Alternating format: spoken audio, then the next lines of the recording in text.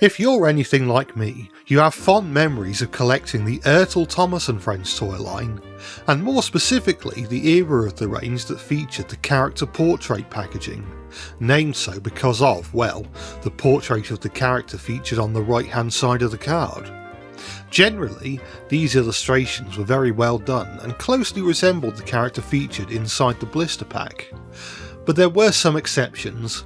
Perhaps most notably, most of the Skarloey Railway Engines looked a bit off, especially in the face department.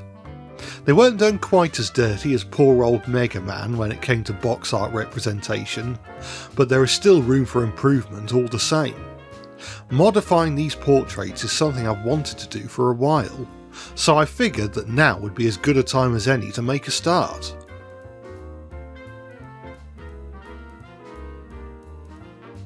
I'm not going to give each drawing its own chapter, because they'd either be very short, very repetitive, or both. So I'm just going to have one big chapter for all the drawings.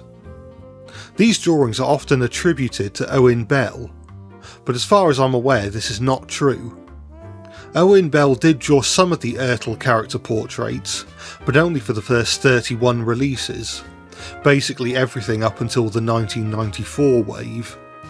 This was around the time he stopped drawing for the Thomas franchise in general, and the ERTL character portraits from 1995 onwards were instead the work of Paul Nicholls, who illustrated a lot of official artwork for Thomas & Friends during this period, up until the logo change at the turn of the millennium.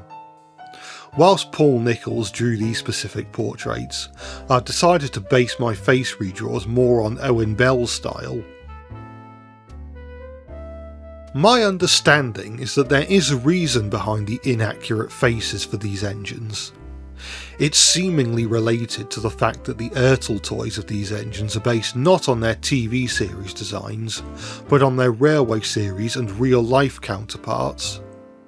This is perhaps most obvious with Peter Sam, who has an accurate Giesel ejector funnel on his ERTL toy and portrait, in contrast to his more boxy looking funnel from the show.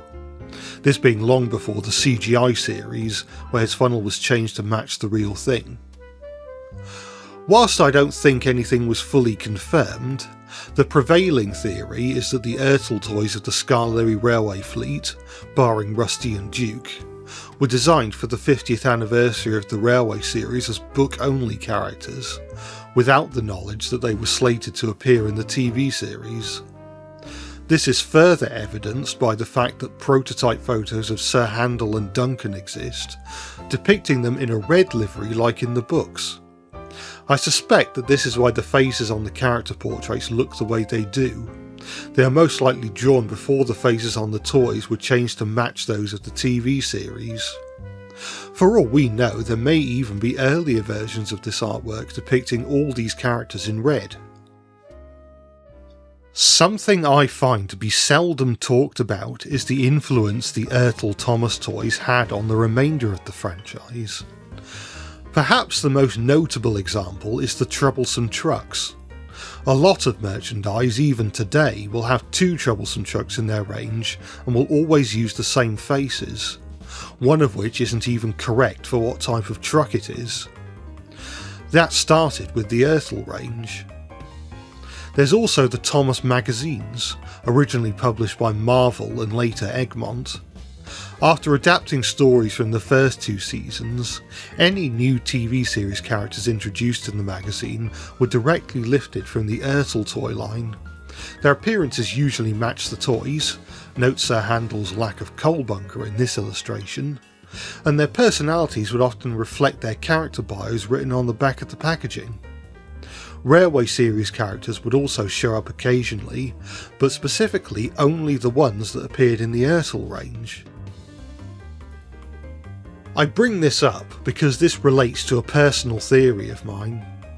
If you were like me as a kid, you may have wondered why most merchandise of Skarloey and Rheneas depict them in a sort of pinkish colour, even though their TV series models were only ever painted in shades of red or vermilion. I believe that this is also a case of the ERTL toys having a knock-on effect on the rest of the merchandise. The only toys of Skarloey and Rheneas released before the ERTL toys were the various releases by Bandai, plus the wooden Skarloey, all of which are accurate to their TV series colours. It seems as though the pink versions of these characters began with the ERTL line, and whilst it's hard to gauge from the photos what exact hue the prototypes were, it's possible that they were a pinkish red inspired by the Dolby illustrations of the Skarloey Railway Engines. Perhaps Skarloey and Rheneas had their lining colours changed for the final releases, but not their base colour. At any rate, this inaccuracy persisted up until the Skarloey Railway Engines were brought into the CGI series, at which point pink Skarloey was canonised and Rheneas' vermilion colour started appearing on all merchandise. During this video, my main priority has been to redraw the faces on these character portraits. There are inaccuracies with the engine's main bodies as well, but most of these are consistent with the toys themselves, and so it makes sense for them to be included in the portraits. There are two exceptions which I have remedied. The first one is Skarloey's lining, which is black in his character portrait, but I've redone it in white to match the toy, as well as Skarloey's TV series design. The second change I've made is Peter Sam's height. The Kerr Stewart tattoos, which Peter Sam is based on, are quite tall in appearance, which holds true for the ERTL toy but not the character portrait for some reason. I decided to fix that, and I think he looks much better as a result. As well as making the faces more accurate, I wanted to add a bit more personality to the faces that I felt the original character portraits didn't really reflect. Probably because of how samey they look. Skarloey, Sir Handel and Peter Sam all have the same face, as do Rheneas and Duncan. I suspect that these faces are based off of earlier sculpts that were worn by the prototypes, but aside from Peter Sam we don't really have any photos that give us a good look at the prototype faces.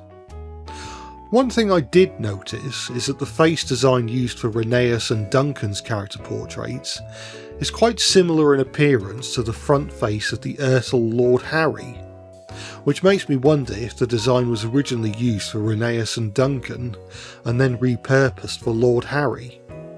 It's a possibility, I suppose.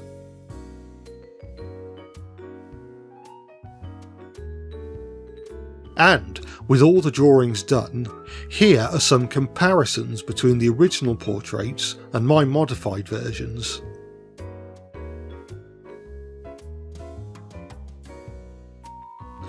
And there we are, the ERTL character portraits for Skarloey, Rheneas, Sir Handel, Peter Sam and Duncan, modified to better match the toys as well as the characters in the show.